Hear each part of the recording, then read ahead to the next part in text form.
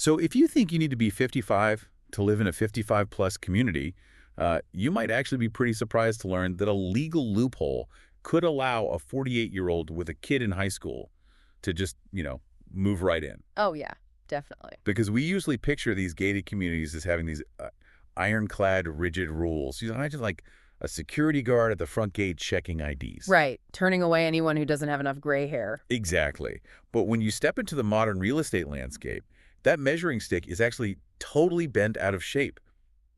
We are looking at a demographic shift today that is, frankly, widely misunderstood. It is the absolute definition of a real estate myth. I mean, people see the number 55 on the marketing materials and they just assume it's a fortress with a strict age mandate for every single person who walks through the door. Which is why today we are unpacking the New Home University Guide to 55-plus living. Our mission in this deep dive is to decode what a modern 55-plus new home community actually is. We're going to completely bust that age restriction myth by looking at the federal rules governing these spaces. And we're going to reveal the hidden financial levers of buying new construction, which is huge. Right. So whether you are actively eyeing this lifestyle for yourself, planning for the future, or maybe you're helping a family member navigate a massive financial decision, we want to hand you the insider playbook to avoid common mistakes. Yeah, and the foundation of all this really starts with understanding the legal framework. Because, to comprehend why a 48-year-old might be moving in next door, we have to look at the federal housing rules. Specifically, the Housing for Older Persons Act, or HABA. Okay, OCHA. Right. So, generally speaking, federal law strictly prohibits housing discrimination based on age or family status. Like, you can't just build a neighborhood and legally declare no kids allowed. Because that would be discrimination. Exactly. Which means these 55-plus communities need a very specific federal exemption to even exist in the first place, right? They do. And to maintain that legal exemption, HIPAA requires that at least 80% of the occupied homes in the community have just one resident who is 55 years of age or older. Wait, okay, the math here is that's the secret sauce. 80% of the homes need just one person who is 55. Yep, just one. That means if, say, a 56-year-old is married to a 50-year-old, their household completely satisfies that requirement. It absolutely does. And, we have to ask why the federal government structured it this way. Like, why leave a 20% gap? Yeah, because 80% leaves a whole fifth of the neighborhood unaccounted for. Right. Well, the government wasn't trying to create a loophole for younger buyers, honestly. They were trying to create a protective buffer for surviving spouses. Oh, I see. Yeah, I mean, imagine a scenario where that 56-year-old and 50-year-old couple move in, and then tragically, the 56-year-old passes away. Oh, wow. Yeah. If the rule was 100% strict, the grieving 50-year-old spouse would suddenly be, in violation of federal housing rules? Exactly. They'd be facing eviction from their own home right after losing their spouse. That is awful. It's the exact nightmare scenario that 80-20 rule prevents. So that 20% allowance absorbs life's unpredictabilities. It protects surviving spouses, younger partners, or adult children acting as caregivers. But because that 20% buffer exists structurally, it creates this massive gray area for how the community operates on a day-to-day basis. Exactly. Because if the federal government only mandates 80%, what is actually happening in the remaining 20% of those houses? Well, that is left entirely up to the specific community's governing documents. The homeowners association or, the builder, if the neighborhood is still under construction, they hold the keys to that 20%. They get to dictate just how flexible they want to be. It's kind of like a nightclub venue that has a strict VIP policy, but the fire marshal requires them to leave the side door unlocked for safety reasons. That's a great way to look at it. Right. Like the venue owners know the side door is open, so they occasionally let a few people slip through if it helps back the room. And it depends entirely on what the bouncer, or in this case, the HOA, decides that night. Yeah, that analogy is spot on because some communities are incredibly strict.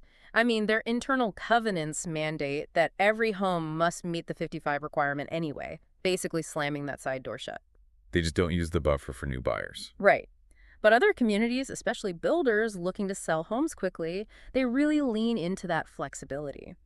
The source material points out that depending on the neighborhood, individuals as young as 48 to 54 years old frequently qualify to buy and live there. But the crucial warning from the source here is that this isn't a permanent open door. No, not at all. Because a community that welcomed a 50-year-old buyer with open arms last year might have just hit their 20% cap this month. Exactly. Yeah. You can't rely on assumptions. You absolutely have to verify the current internal quotas directly with the builder or the HOA before you even start looking at floor plans. Wow. Okay, so knowing the door is potentially open is only half the battle. Because we also had to examine why people are actively seeking out these specific communities. And, more importantly, why buyers are overwhelmingly targeting newly built homes rather than just purchasing a standard older resale home in a regular suburb. Right, the new versus used debate. Yeah, because wait a minute. When I look at the source material, I see this massive list of amenities. Clubhouses, fitness centers, pools, walking trails, and of course the seemingly mandatory pickleball courts. They love their pickleball. They really do. Yeah. But part of me just thinks this sounds like an overpriced adult summer camp. I mean, why shouldn't a buyer just find a cheaper, older house in a normal neighborhood, buy a local gym membership, and save themselves the premium? Honestly, a lot of buyers wrestle with that exact calculation, but comparing a 55-plus new build to an older resale home completely ignores the concept of friction. Friction, how so? Well, when you buy an older home, you are inheriting someone else's aging infrastructure. You are buying a weekend schedule filled with trips to the hardware store, an HVAC system on its last legs, and a floor plan that likely wasn't designed for mobility or aging in place. Oh, right. You're basically buying a part-time job as a property manager. Exactly. But a new build flips that script.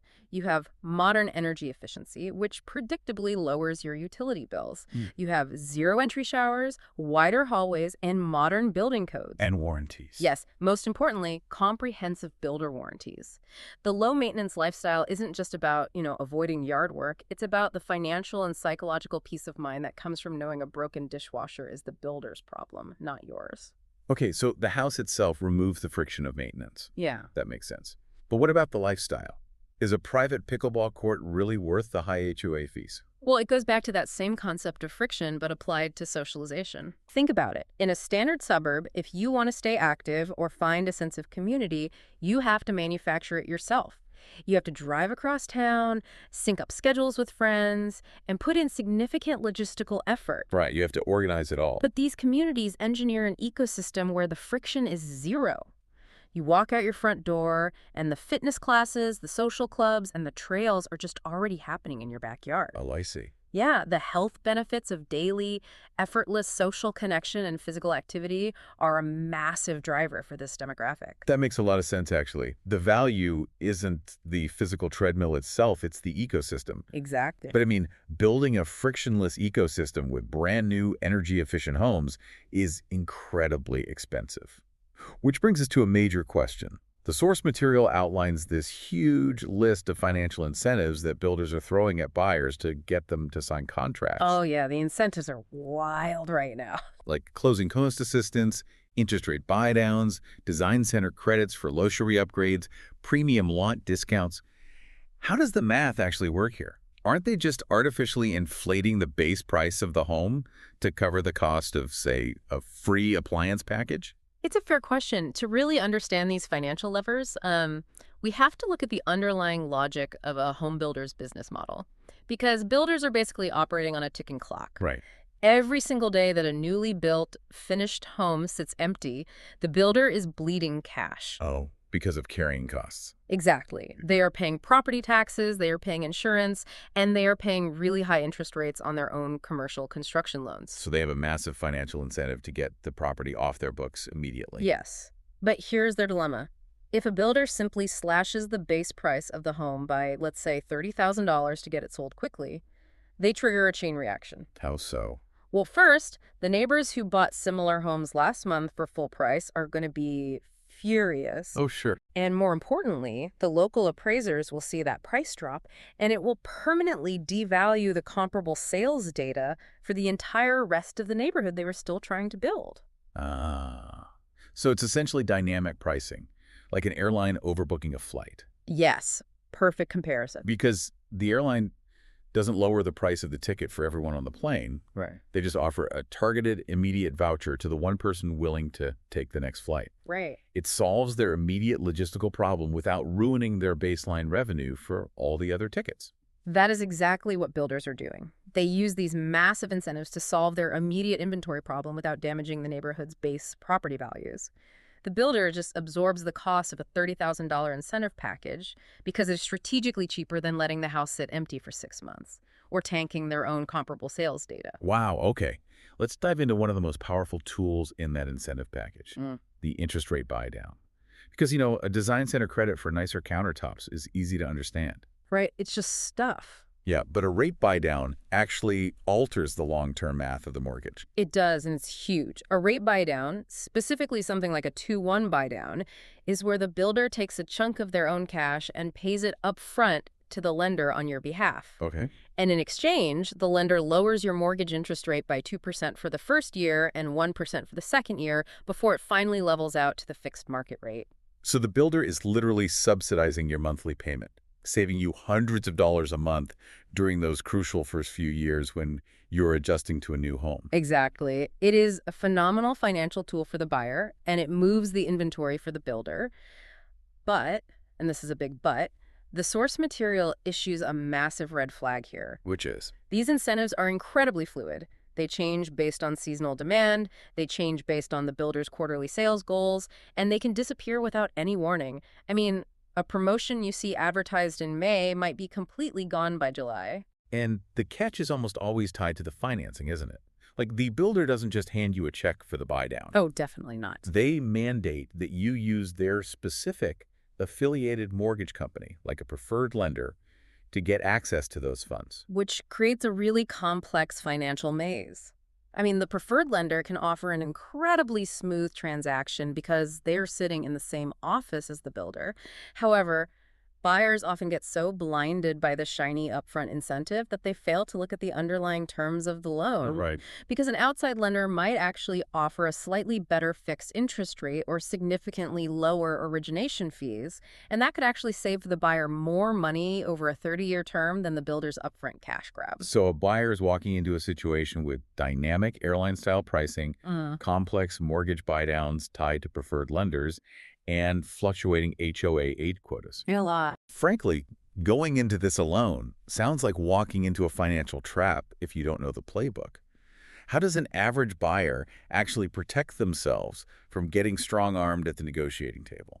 Well, this brings us to what I think is the most critical takeaway from the guide. You cannot walk into a builder's model home unrepresented. You just can't. Right. You need a real estate professional who specializes specifically in new home construction. Yeah. Because that friendly sales agent sitting in that beautiful model home, they are legally obligated to represent the builder's financial interests, not yours. Right. It's the difference between walking into a car dealership by yourself versus bringing a former dealership finance manager with you. Exactly. You need someone on your side of the table who knows exactly where the hidden leverage points are. And the source highlights New Home University as the prime model for this kind of specialized representation. Their entire framework is built on educating and protecting the buyer before, during, and after the transaction. But it's not just about pointing out nice floor plans, It's about navigating the legal and structural realities of a new build. So let's get into the specifics there, because I think we need to understand the concrete aha moments a specialized guide provides. For instance, builder contracts. Standard real estate contracts are drafted by the state to be relatively balanced between a buyer and a seller, right? Yes, normally. But builder contracts are entirely different beasts. They are drafted by the builder's team of corporate lawyers, and they are notoriously dense, one-sided documents. A specialized representative knows exactly which clauses to flag. Like what? Well, for example, an unrepresented buyer might completely gloss over a material escalation clause. Meaning if the cost of raw materials spikes, the buyer is suddenly on the hook. Exactly. Imagine you sign a contract for a $400,000 home. 3 months into construction, global lumber prices just skyrocket. Oh, no. Yeah. If there is a material escalation clause buried on page 40 of that contract, the builder can legally pass that cost on to you. They could demand an extra $20,000 or you lose your initial deposit. Wow. But an expert from New Home University knows to look for that clause and negotiate a cap on those potential escalations before you ever sign your name. Or what about a subordination clause, where the builder's construction loans take priority over your financial interests if the builder goes bankrupt mid-project? Yep, the legal traps are everywhere. And another major blind spot for unrepresented buyers is the physical construction itself. There is this pervasive myth that because a home is brand new, it is flawless. Right, it's new, so it must be perfect. Exactly. Buyers often skip independent inspections because they assume the municipal building inspector and the builder's warranty just cover everything. But the source material emphasizes preparing for inspections as a key service of specialized representation. I mean, why is an independent inspector necessary for a house that hasn't even been lived in yet? Because mistakes happen on active construction sites all the time. Municipal inspectors are often overworked, and they're really only checking for bare minimum code compliance. They aren't checking for quality of craftsmanship. So an expert guide will orchestrate what are called phased inspections. Phased inspections, like inspecting the house in different stages before it's actually finished. Exactly. And the most critical one is the pre-drywall inspection. Oh, because once the drywall goes up. You can no longer see a severed electrical wire or a cracked plumbing pipe or, unsealed HVAC ductwork. It's all hidden. And the builder's sales agent is never going to suggest you bring in a third party to scrutinize the framing. Right. So a specialized representative ensures those independent checks happen at the exact right moments in the construction timeline. It forces the builder to fix structural issues before they are literally hidden behind a wall. And I imagine it all loops back to maximizing those fluid financial incentives we discussed earlier. Oh, 100%. A specialized agent knows what the builder's competitors down the street are offering. They know what the builder conceded to another buyer just last month. So they use that data as leverage. Yes. They use that data to structure a deal that extracts the maximum value, whether that is forcing the builder to cover closing costs or securing a better appliance package without falling into the preferred lender trap unadvised. Because the overarching reality of new construction is that everything is a moving target. Everything. The base pricing, the incentive packages, the construction timelines, and the community age requirements, they are constantly shifting. Navigating it really requires someone whose full-time job is tracking those movements. Absolutely. Well, we have journeyed through quite a landscape today. We've seen how the federal HOP rules create that 20% buffer, turning the rigid 55-plus mandate into a surprisingly flexible neighborhood dynamic, one that protects surviving spouses and occasionally opens the door for younger buyers. Yeah, and we explored the underlying psychology of the new build lifestyle. Buyers aren't just paying for a house, they are trading the friction of weekend maintenance and isolated suburban living for an engineered low-maintenance ecosystem. Right, backed by warranties and built-in social connection. Exactly. We also decoded the airline-style dynamic pricing of builder incentives.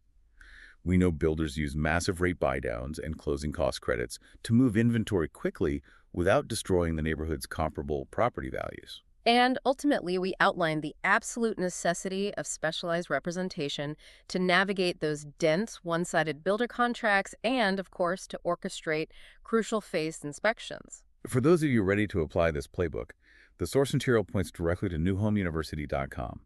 You can schedule a complimentary consultation there, discover the current fluctuating incentives in your specific area, compare local builders side by side, and just ensure you have an expert in your corner before you ever step foot in a model home. It's highly recommended. But as we wrap up this deep dive, I want to leave you with a final lingering thought. We spent a lot of time analyzing that 20% side door, the federal buffer, that allows younger residents, potentially even those in their late 40s, to secure homes in these communities. And it is a demographic shift that is happening quietly but steadily across the entire country right now. So think about the implications of that shift. Right. If builders and HOAs continue to leverage that 20% flexibility to fill inventory, we're going to see a massive influx of younger Gen X buyers moving into spaces traditionally reserved for older generations. It's going to change everything. Right. How might the culture, the integration of smart home technology, and the physical architectural design of these neighborhoods radically transform over the next decade as that younger demographic quietly reshapes the community from the inside out? The very definition of what we consider a retirement community today might be completely unrecognizable 10 years from now. It is definitely something to ponder the next time you drive past those gates and see a pickleball match in progress. Thanks for joining us on this deep dive. We will catch you on the next one.